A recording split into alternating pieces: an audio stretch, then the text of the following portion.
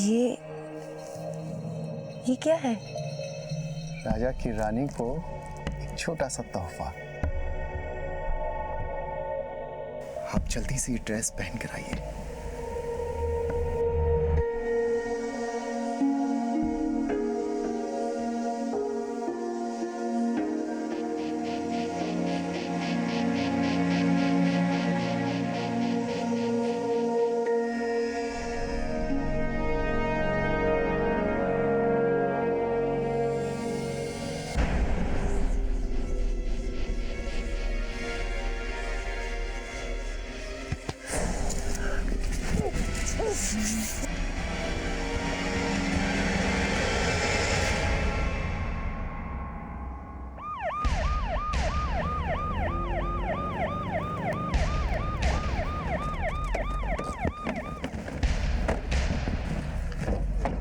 Side आइए sir. चलो चलो दूर हटो। ओ तो ये माजरा है। आदित्य एक काम करो, लाश को पोस्टमार्टम के लिए भेजो और इस कमरे की अच्छे से तलाशी लो। इस आदमी के बारे में सारी डिटेल्स चाहिए। इस आदमी का नाम क्या था? सर इन्होंने अपना नाम विपिन बताया था। आज ही रात उन्होंने वाइफ के साथ चेक इन किया था। वाइफ? वो कहाँ है?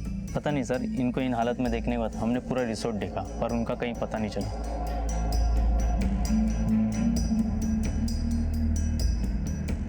सर मैंने पूरा टेंट अच्छे से चेक किया है। विक्टिम का सारा सामान गायब है, मोबाइल, पर्स और यहाँ तक कि सारे कपड़े भी। बीवी और सारा सामान सब कुछ गायब है और है तो सिर्फ एक चीज, एक 40-45 साल के आदमी की लाश। आदित्य ऐसा करो, रिजॉर्ट के रजिस्टर में जाकर चेक करो, इसके डॉक्यूमेंट्स की कुछ जेरॉक्स कॉपी होगी और साथ ही इसके मोबाइल नंबर्स और परमानेंट एड्रेस लिखाया होगा, वो भी पता करो। सारी डिटेल्स निकालो, हमें फौरन इसके घर पे इत्तला करना होगा। राजस्थान के विपिन मारवा की अभी कुछ ही दिन पहले शादी हुई थी। अपने जीवन का एक लंबा पड़ाव अकेले पार कर चुके विपिन मारवा की खुशी का ठिकाना नहीं था, लेकिन इससे पहले कि वो इन खुशियों को यादगार बना पाते, किसी ने उनकी हत्या कर दी और उनकी हत्या के तुरंत बाद उनके साथ जयपुर घूमने आई उनकी पत्नी भी गायब हो गई। क्या विपिन मारवा की मौत और उनकी पत्नी का इस तरह से गायब हो जाना एक सोची समझी चाल थी? क्या इन दोनों घटनाओं के बीच में कोई संबंध था? कौन था वो शख्स जो विपिन मारवा पर नजर रखे हुए था? क्या विपिन मारवा की मौत एक हादसा था या फिर एक साजिश?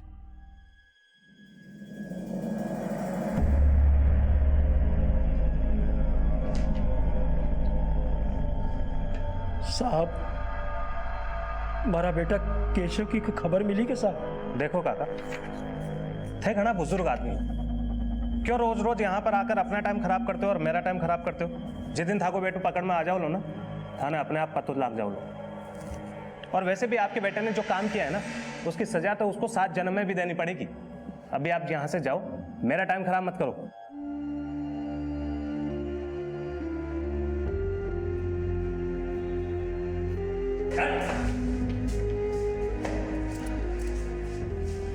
क्या हुई हो? केशव का कुछ पता चला? दरोगा जी ढूंढ रहा है। मैं कह रहा है कि जीआई मिल जासी, सबसे पहले आपा ने खबर करसी, आप लोग केशव मिल जासी।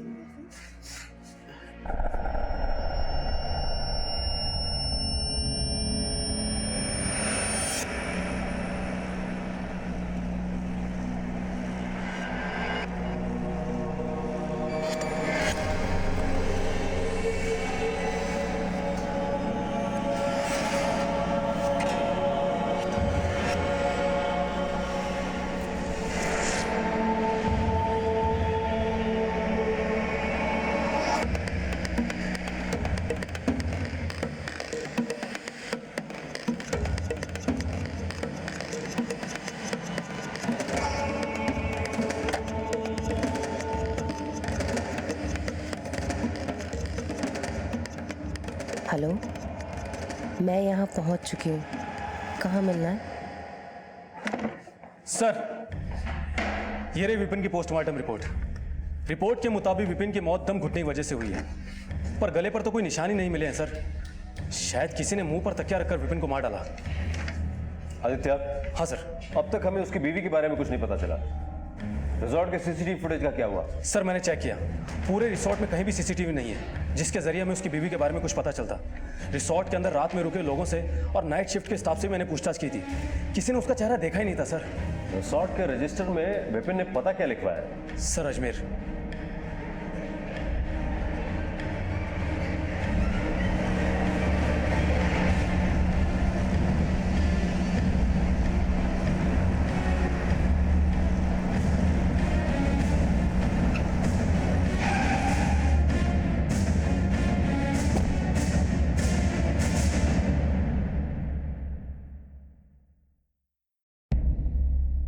जी आपके बगल में ये जो घर है विपिन शर्मा का, उनके साथ कोई और रहता था?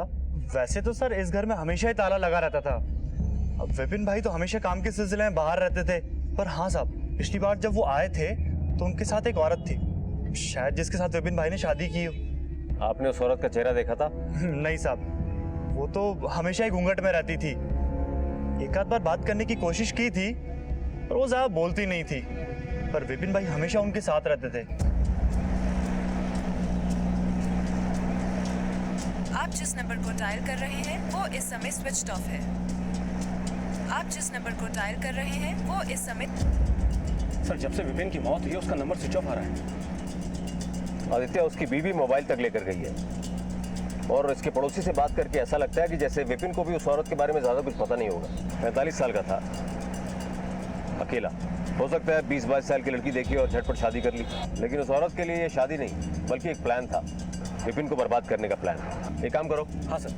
विपिन के मोबाइल के पिछले एक हफ्ते के सारे डिटेल्स निकालो। वो कहाँ कहाँ गया, किससे मिला। अगर हमें ये पता चल गया तो शायद हमारे हाथ कुछ बहुत बड़ा सुराग लग सकता है। ठीक है सर। विपिन हनीमून पे था, वो जरूर कुछ होटल्स, रेस्टोरेंट्स, टूरिस्ट प्लेसेस पे गया होगा। उन जगह की सीसीटीवी फुटेज में हो सकता है हमें वो लड़की दिख जाए, या हो सकता है शायद कोई और हो जो इनके बारे में कुछ जानता हो।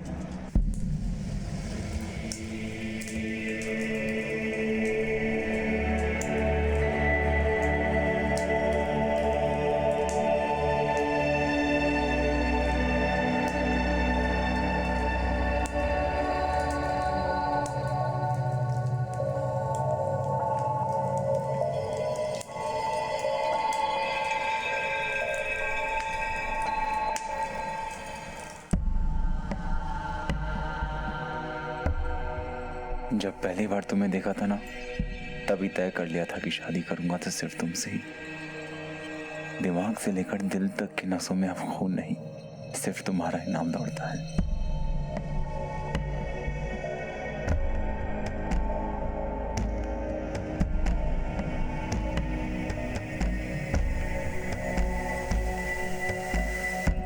हाँ ठीक है, ओके थैंक्स। सर विपिन का मोबाइल जयपुर में एक्टिव था। लोकेशन हवा महल, अल्बर्ट हॉल जैसे एरियाज थे। फिर उसके बाद वो रिसॉर्ट गया।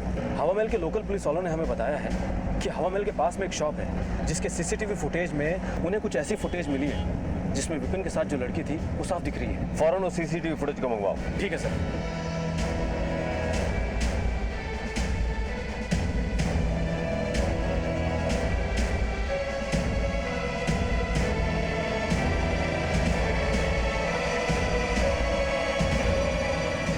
आदित्य, इस गेट पे जूम करो। फौरन इस वीडियो से इस लड़की की तस्वीर निकालो और उसको चारों तरफ के पुलिस स्टेशन में सर्कुलेट करो। ठीक है सर। और हाँ, ये भी पता करना कि इस लड़की के खिलाफ कोई केस तो नहीं दर्ज है किसी और थाने में। ठीक है सर। भाभी, भाभी। आई बन्ना। ओहो, ये बात है। बस बस 1 मिनट यहीं रुकना, मैं अभी आई।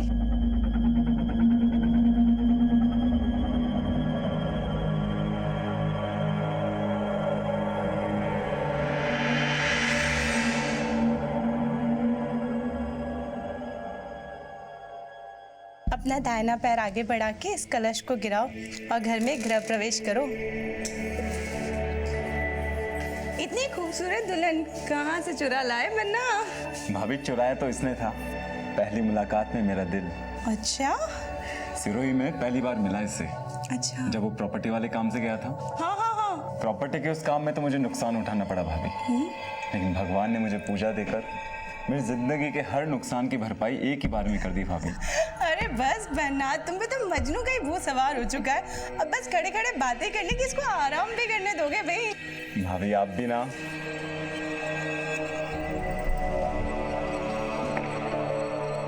सर राजवाड़ा पुलिस थाने से खबर आई है कि उस लड़की का नाम काजल है, जिसने कई लोगों को लूटा है और बचा हुआ सामान बटोर कर फरार हो गई है। और सर सबसे इंपॉर्टेंट बात तो ये है कि इसने अपने पहले पति की भी हत्या की है।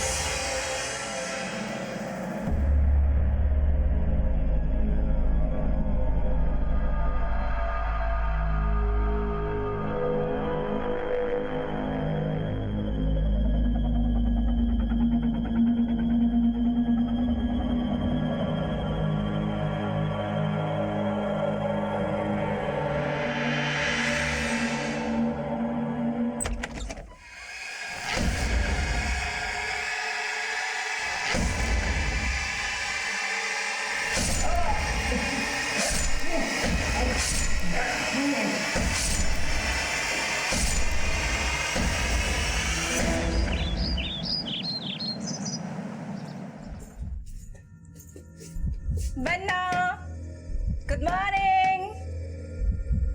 अरे बन्ना उठ भी जाइए। बन्ना,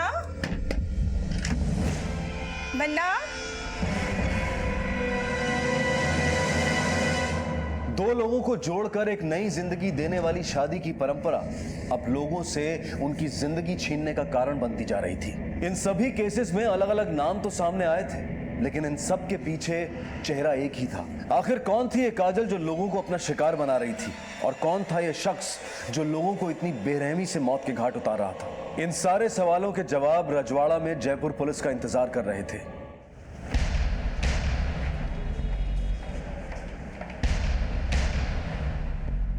सर, इस काजल की तलाश तो हमें काफी समय से थी। काजल की शादी यहीं राजवाड़ा में प्रताप सिंह के साथ हुई थी, पर प्रताप और काजल का रिश्ता कुछ ठीक नहीं था।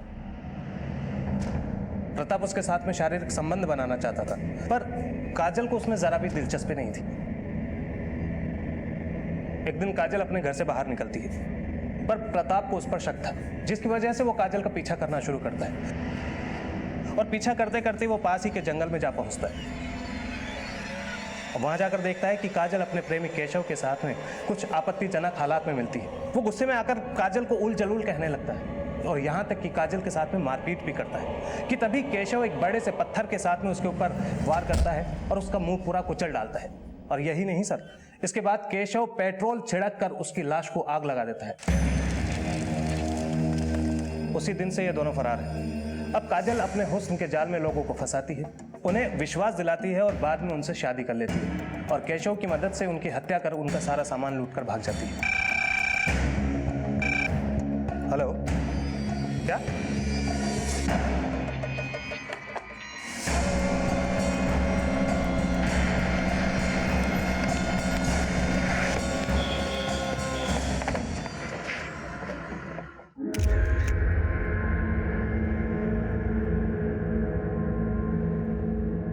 बालकनी का दरवाजा खुला हुआ है। इसका तांडव तो बढ़ता ही जा रहा है। आदित्य। Yes sir.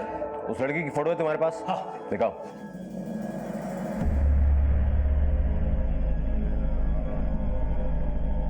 यही वो लड़की है जिसने अपना नाम पूजा बताया था? आपका देवर इस लड़की से कहाँ मिला था? सर वो प्रॉपर्टी के किसी काम से सरोई गांव गया था। आपका देवर सिरोही किससे मिलने गया था? सर किसी जमींदार से मिलने गया था, संदीप नाम था शायद। वहीं वो इस पूजा से मिला और उससे शादी कर ली। आदित्य। हाँ सर।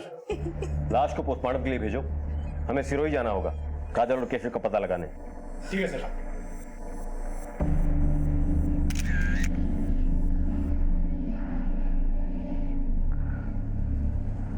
गौर से देखिए इस लड़की को। ये लड़की लोगों को पहले अपने प्यार के जाल में फंसाती है और फिर करती है शादी, और फिर बना डालती है सुहाग रात को मौत की रात। इस कुकर्म में इस लड़की का साथ देता है इसी का बॉयफ्रेंड। अगर कहीं भी ये लड़की दिखाई दे तो इसके भोलेपन में ना फंसे, बल्कि नीचे दिए गए नंबर पे फोन करके पुलिस को सूचित करे। अबे कत्थे भाग रहा है बे? तन्ने एक बात बताऊं, सांप से ज्यादा शहद सब बोले में हुए है।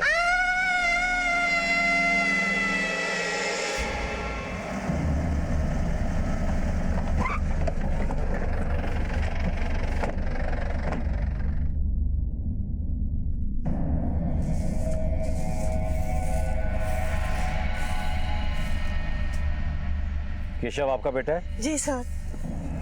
कहीं कोई खबर मिली? तुम आए ना, जा पानी ले रहा, मैं बात करूँ यहाँ से। पर इन्होंने केशव के बारे में पूछा है, कुछ पता चला केशव को? देखिए माँ जी, हमें भी आपके बेटे की तलाश है। उसने कई लोगों का खून किया अपने साथी काजल के साथ मिलकर। देखो साहब, मारो बेटो केशव और काजल एक दूसरे से प्रेम करे साहब। मैं कोई मंदिर में जाकर शादी कर ली साहब, क्योंकि काजल का घरवाला है ना साहब, बेबी की शादी केशव से करवा में आनाकानी कर रहा साहब। उसने कभी आपसे मिलने की कोशिश की या कभी फोन किया? अगर फोन करते या मिलते तो मैं थाना का इतना चक्कर थोड़ी काटता साहब। माना तो इतना ही पता है कि बड़े दूर शहर में चला गया साहब, अपनी नई जिंदगी की शुरुआत करवाने। फिर साहब एक दिन मैं देखो कि वो प्रताप के साथ शादी कर रही है साहब। प्रताप एक नंबर को सूदखोर है साहब, और भी को बाप मंगत साहब, वो भी एक नंबर को सूदखोर है। घना पीसा भरो पूरा परिवार है पीसा है साहब। हाँ ये तो मैंने पता है साहब कि प्रताप से भी कोई नातो ही हो साहब। नाता? नाता राजस्थान की एक ऐसी प्रथा जो कुछ समुदाय के लोगों के भले के लिए बनाई गई थी, जिसमें कम उम्र में विधवा बनी औरतों की दोबारा शादी हो सकती थी। किसी गलत रिश्ते में फंसे परिवार को बचाया जा सकता था। लेकिन धीरे धीरे समय के साथ ये प्रथा तो बदली ही, इससे जुड़े लोग भी बदलते गए। आज भी ऐसे कई गांव हैं जहां बेधड़क इस प्रथा के नाम पर औरतों की खरीद फरोख्त की जाती है। हमारे देश में ऐसे कई राज्य हैं, कई समुदाय हैं जिनकी अपनी अलग अलग मान्यताएं हैं, प्रथाएं हैं, और इनकी शुरुआत इंसानियत की भलाई के लिए ही की गई थी। लेकिन कुछ लोग ऐसे होते हैं जो हर अच्छे काम में गलत मकसद ढूंढ ही लेते हैं, और ऐसा ही कुछ देखने को मिला इस केस पे। सिरोही गांव के माने सब लड़का का घरवाला है ना सब, वह पीसा देर अपनी मनपसंद की लड़की से शादी कर सके साहब। फिर वह जी भी उम्र की लड़कियों ने साहब 20 में शादी कर ले साहब। अहिया प्रताप और काजल को भी नातो हो साहब। साहब एक दिन एक आदमी मार कर आयो, केशव ने प्रताप को खून कर दियो। प्रताप को खून कर दियो साहब केशव। अब मारो बेटो खूनी कोनी साहब। साहब माँ का घर के माने तो खाने पीने में भी शुद्ध शाकाहारी है साहब। माँ के घर में तो मच्छर मारो भी पाप है साहब। मारो बेटो कोई को खून को नहीं कर सके साहब। देखिए कई बार जो दिखता है वो होता नहीं है, और जो होता है वो दिखता नहीं है। इसी होने और दिखने के फर्क को पहचानना हमारा काम है। और आपका बेटा जो कर रहा है, एक बाप होने के नाते आप सुन नहीं सकते, और कानून की नज़र में सब एक है। जिस दिन आपका बेटा हमारे हाथ आ गया उस दिन कानून का फंदा उसके गले में होगा। साहब मारो बेटो निर्दोष है साहब, मैंने छोड़ दो साहब। चलो साहब मारो बेटो निर्दोष है साहब, मैंने छोड़ दो। मारा बेटो निर्दोष है साहब। आप उठिए, चलो। नहीं करनी कोई शादी। हैसियत और हौसला दोनों काबू में रख, वरना तेरी सांसें बेकाबू कर दूंगा मैं, समझी? मेरी बोली हर बात पत्थर की लकीर हो गए, और इस लकीर को पार करने की कोशिश अगर तूने की तो तेरे लाडले का सर किसी पत्थर से कुचल दूंगा मैं। चल।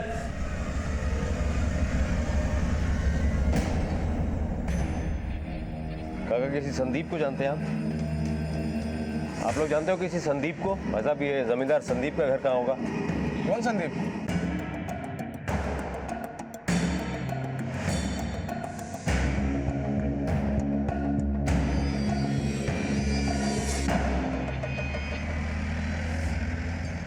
अगर हमें काजल के बारे में थोड़ी भी इंफॉर्मेशन मिल जाए तो हमें बहुत कुछ साफ हो सकता है। सर क्यों ना हम काजल के माँ बाप से मिले, शायद ये मुलाकात कई रात से पर्दे उठा दे। चलो।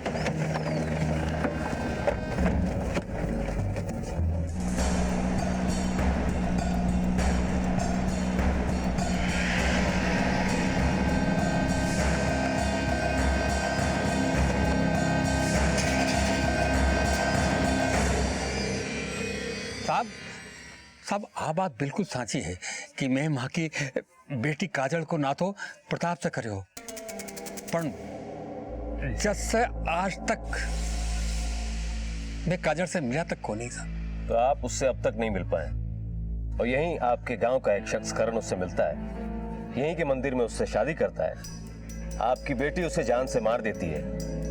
ये सब कैसे हो गया भंवर जी?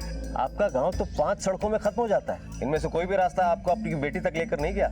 मैं आपने साची कह रहा हूँ, मैं काजल से बिल्कुल नहीं मिला। और जो करण नाम तो मैं आपका मुंडा तो सुन रहा हूँ साहब। मैं साहब आप मुझे बता रहे हूँ कि काजल को चेहरो मैं जैसे कोने देखे हो जैसे वो प्रताप ने मारकर और केशव का साथ भाग नहीं गई। चलिए हम आपकी बात पर भरोसा कर लेते हैं, पर ये बताइए कि ये संदीप कौन है? संदीप कौन है साहब? कोई बात नहीं, हम फिर आएंगे अगर जरूरत पड़ी तो। लेकिन आप यही मनाना कि हमें वापस आने की जरूरत ना पड़े। चलो।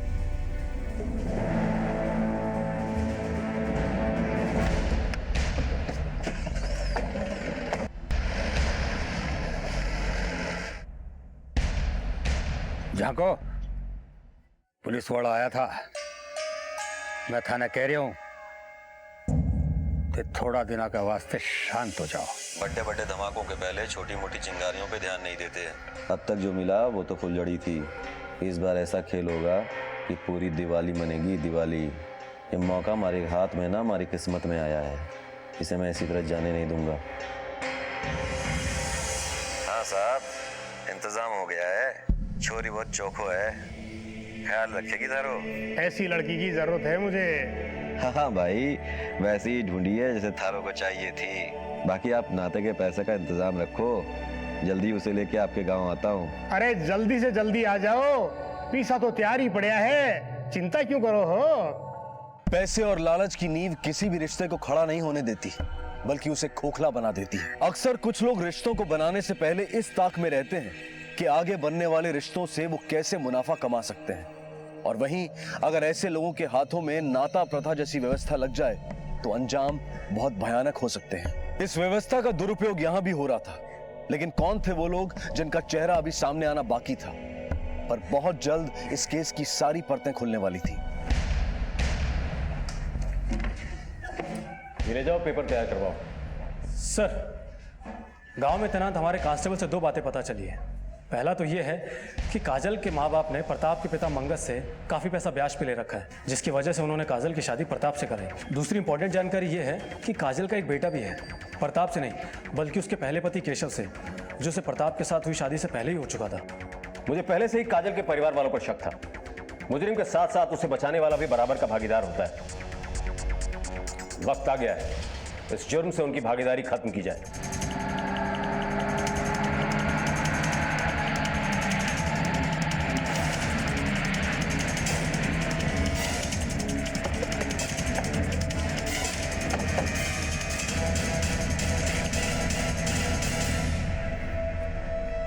कहाँ हो सर? आपको हमारे साथ चलना होगा। मैं कहीं कौन करो साहब, मैं कहीं कौन करो? कांस्टेबल, मैं कहीं कौन करो साहब? मैंने तो कैसे मैंने हवालात में बताएंगे किसने क्या किया। चलो।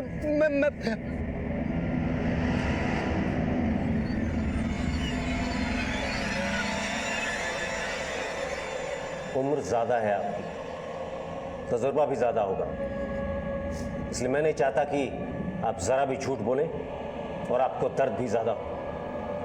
इसलिए जो भी पता है बिल्कुल सच सच बताओ।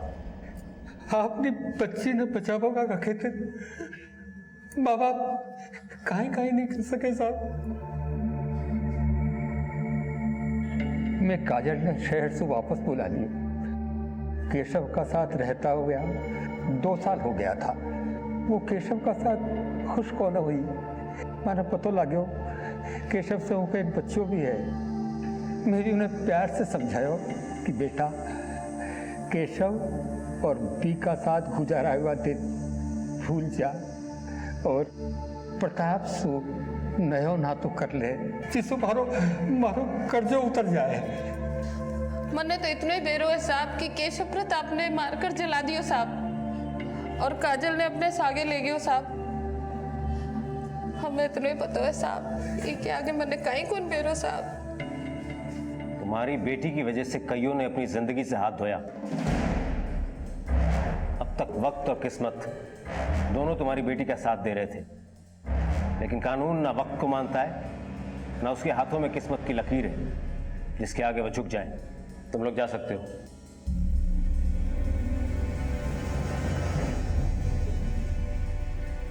मुझे लगता है कि ये केशव ही है जिसने काजल का सौदा करण के साथ किया है संदीप बनकर, और फिर इसी ने उसे विपिन के पास भी बेचा होगा।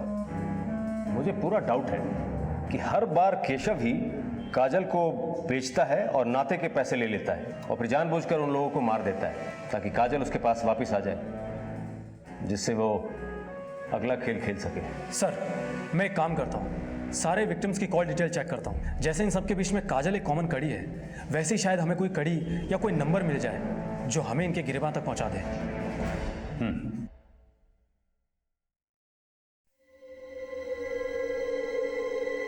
मैं इस जिंदगी से परेशान हो चुकी हूँ। मुझे अब ये सब और नहीं करना। क्या करना है क्या नहीं करना है इसके लिए सिर्फ हमारी जुबान खुलेगी। थारी जुबान खुलेगी तो सिर्फ हाँ में हाँ मिलाने के लिए, समझी? और वैसे भी इन सब से बच के जाएगी इकट्ठे तू है। इन सब में जितना हाथ मेरा है ना उतना साथ तेरा भी है। और एक बात तो तने बताना ही भूल गया मैं, हैं कि साथ देने वाले की सजा बड़ी होती है, हैं? इस बात को याद रखियो। चल भाग यहाँ से, भाग।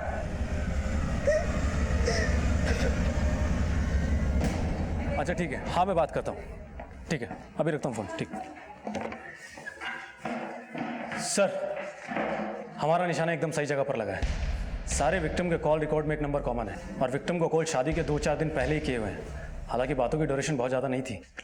आदित्य, कई बार बड़ी बड़ी बातें कम शब्दों में ही की जाती। इस वक्त वो मोबाइल कहाँ है? सर अभी नंबर स्विच ऑफ है। इस नंबर का एड्रेस निकलवाओ और इस नंबर और इस फोन के IMEI नंबर को ट्रेस करने की कोशिश करो। ठीक है सर। बेटा, मम्मा जल्दी वापस आ जाएगी, जैसे हर बार आ जाती है। मम्मा आपने किसी को मारा तो नहीं है ना? टीवी पर दिखा रहे थे। नहीं बेटा, मम्मा ने किसी को नहीं मारा। मम्मा जो कुछ कर रही है सब आपके लिए कर रही है। मम्मा वो लोग आपको पकड़ के तो नहीं ले जाएंगे ना मुझसे दूर? नहीं बेटा, मम्मा को कुछ नहीं होगा। मम्मा बस यूं गई और यूं वापस आ जाएंगी, है ना? तब तक आप बैठ करके टीवी देखो।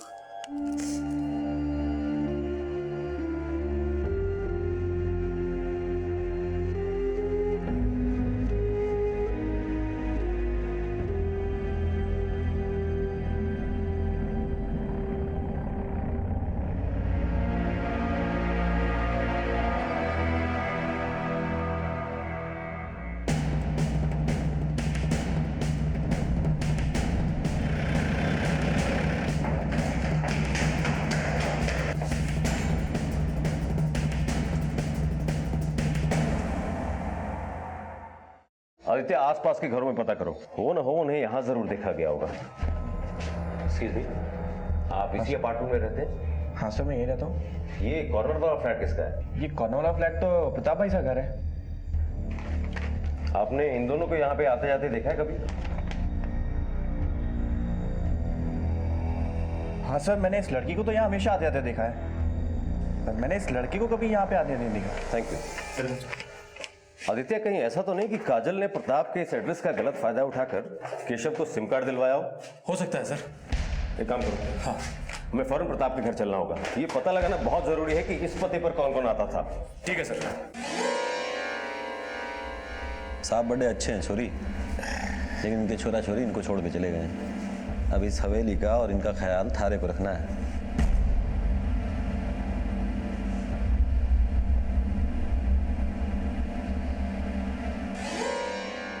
ले चाल, मैं तने मारी हवेली दिखाऊं।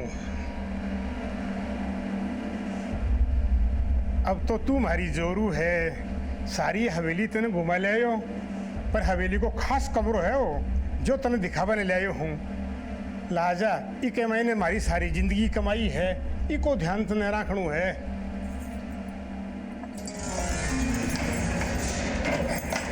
हमारी जिंदगी कमाई है।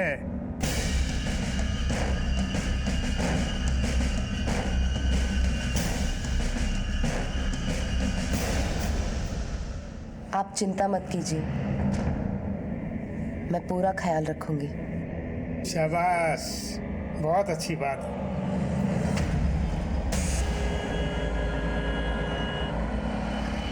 आदित्य, ये दूसरा आदमी कौन होगा काजल के साथ जो? आदित्य, हाँ सर, फौरन उस पड़ोसी को फोन लगाओ। ठीक है सर।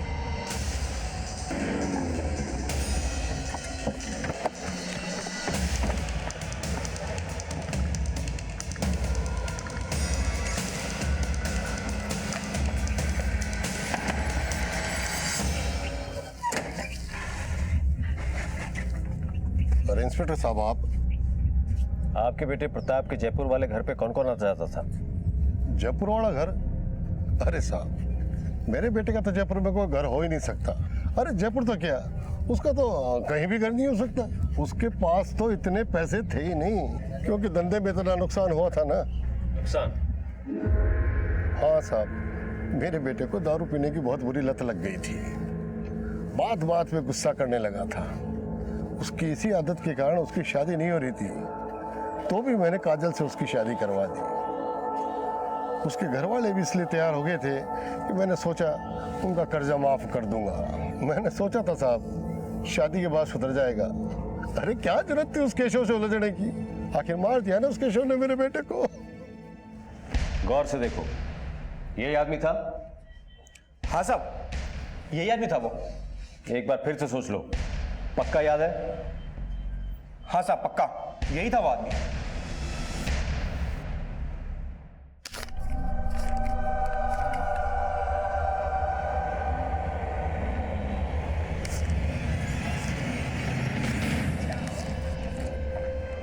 वाह जी वाह, यहाँ बैठ के पैसे गिने जा रहे हैं। कहाँ से आए पैसे? आशा करता हूँ कि आपकी जुबान से वही निकलेगा जो मैं सुनना चाहता हूँ। साफ साफ बोलो, पैसे कहाँ से आए? काजल कहाँ है? ले चलो इन्हें, हवालात में सारी हवा निकल जाएगी। अरे साहब मेरी बात तो सुनो साहब, हमारी बात। अरे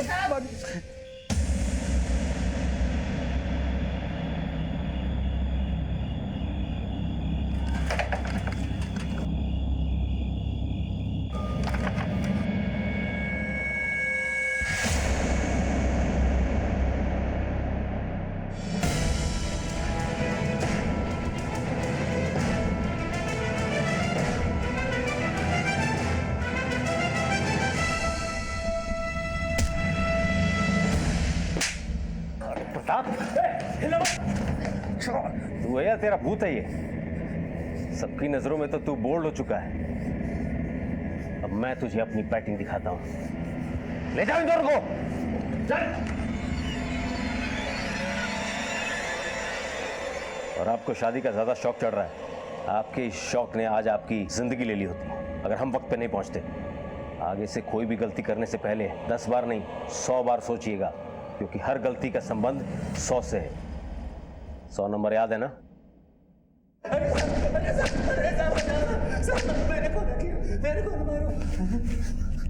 तू तो बड़ी चालाकी से अपना काम कर रहा था।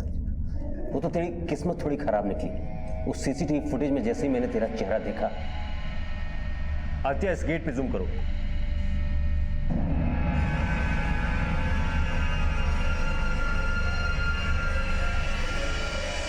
उसी समय सारा माजरा समझ गया था। और जब तेरे उस जयपुर वाले पड़ोसी को मैंने तेरी फोटो दिखाई, सारा मामला आईने की तरह साफ हो गया। गौर से देखो, यही आदमी था? हाँ साहब, यही आदमी था वो। देख प्रताप, गुनाह करने वाला कितने भी कदम आगे हो, कानून हमेशा उससे 2 कदम आगे होता है। तूने ये सोच कैसे लिया कि ये सब करके तू बच जाएगा? बोल! साहब, मारे को सूद ब्याज के धंधा में घना नुकसान पहुंचा। पिताजी को यही लगने लगा था कि मैं किसी काम का नहीं। काम करने काज का 2.5 से नाश का, निकल जा मेरे घर से, निकल बाहर निकल। पर इस काजल की शादी जब मुझसे हुई तो मुझे इसके पहले पति केशव के बारे में और इसके छोरे के बारे में कुछ ना मालूम था। ठग गया इन लोगों ने मुझको। मैंने उसी दिन तय कर लिया साहब कि इस काजल को ऐसा सबक सिखाऊंगा कि ये जिंदगी भर भूलना तो छोड़ो साहब, सांस सांस में जिएगी, सांस सांस में जिएगी। साहब मैंने काजल के घर जाकर उसके बच्चे को उठा लिया। फिर एक दिन काजल को मैंने केशव से मिलते देख लिया। काजल! अरे मैं मारे को थाली गिर गई ना। प्रताप! नहीं! प्रताप हमारी बात सुन! प्रताप ऊपर चल! केशव का काम तो मैंने वही तमाम कर दिया। उसकी मौत को अपनी मौत में तब्दील कर लिया। उसका चेहरा कुछ डाला, अपने कपड़े उसको पहना दिए, ऊँटियाँ पहना दी। मैंने सोचा साहब कि मेरी झूठी मौत मेरी जिंदगी के एक नए दरवाजे खोलेगी। काजल वहाँ थी, लेकिन वो कुछ कर नहीं सकती थी ना साहब, क्योंकि उसका बेटा तो पहले से मेरे पास था। फिर उसकी इसी मजबूरी का फायदा उठा के मैंने उसका नाता और लोगों के साथ कराना शुरू कर दिया। मेरी इस तरकीब में मुझे कुछ ही दिन में लाखों रुपए दिए। ये जयपुर वाला घर भी मैंने उन्हीं कमाए हुए पैसों से खरीदा है साहब। और तेरे उसी कमाए हुए पैसों से खरीदे हुए घर ने तुझे फांसी के तख्ते तक पहुंचा दिया है।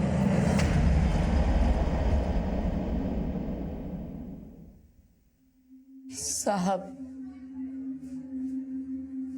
मैं आपका शुक्रिया किन शब्दों में करूं? मुझे नहीं पता साहब, आपने मुझे उस नर्क जैसी जिंदगी से मुक्त करा दिया। मेरे घर वालों ने और उस प्रताप ने मुझे एक दलदल में धकेल दिया था। मैं शहर से वापस गांव अपनी माँ से मिलने गई। उन पर काफी कर्ज था। माँ ने मुझसे कहा कि मैं प्रताप से शादी कर लूं तो सब ठीक हो सकता है। मैंने प्रताप से शादी करने के लिए मना कर दिया। इस बात पर मेरे घर वालों ने मुझे और मेरे बेटे को मारना पीटना शुरू कर दिया। मुझे धमकी दी कि अगर मैंने ऐसा नहीं किया तो मेरे बेटे को मार डालेंगे। मेरे पास कोई रास्ता नहीं था। मुझसे कहा कि प्रताप से शादी के बाद मैं चाहूं तो केशव के पास वापस जा सकती हूँ। मैंने प्रताप से शादी कर ली। एक दिन मैं केशव से मिली। मैंने केशव को कहा, मुझे इन सब से दूर ले चलो, लेकिन उस प्रताप ने। काजल, मैं तुम्हारी हालत समझ सकता हूं, पर तुम्हें शुरू में ही कानून का दरवाजा खटखटाना चाहिए था। तब शायद तुम्हें यह सब सहने की जरूरत नहीं पड़ती और कितने ही लोगों की जान भी बच जाती। लेकिन अब तुम प्रताप के पाप के हिस्सेदार हो, और पाप का हिस्सा जिंदगी को कई हिस्सों में बांट देता है।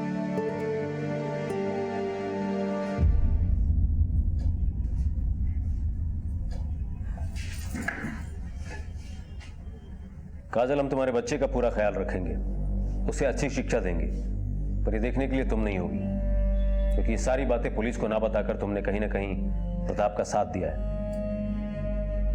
इस साथ में भले ही तुम्हारी रजामंदी ना हो, पर कानून की नजर में तुम भी एक मुजरिम हो। हवलदार, बेटा, खूब पढ़ना लिखना, खूब बड़ा आदमी बनना। जब आप बड़े हो जाओगे ना तो अपनी मम्मा को लेने आना।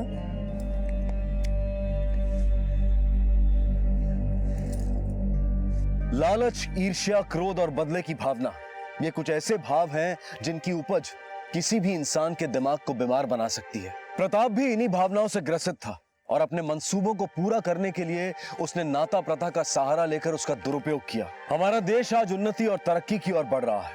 हमारा देश अपने आप में आज कई चीजों में सक्षम कहलाता है, और वहीं हमारे यहाँ नाता प्रथा और ऐसी कई और प्रथाओं का प्रचलन भी है। अगर ध्यान न दिया जाए तो रीतियों को कुरीतियों में बदलने में देर नहीं लगती। अब मैं अनूप सोनी आपसे विदा लेता हूं। फिर मुलाकात होगी अगले एपिसोड में एक और चौंका देने वाले केस के साथ। तब तक अपना और अपने परिवार का ख्याल रखें और देखते रहें क्राइम पेट्रोल डायल 100। सबक एक को सीख हम सबको। जय हिंद।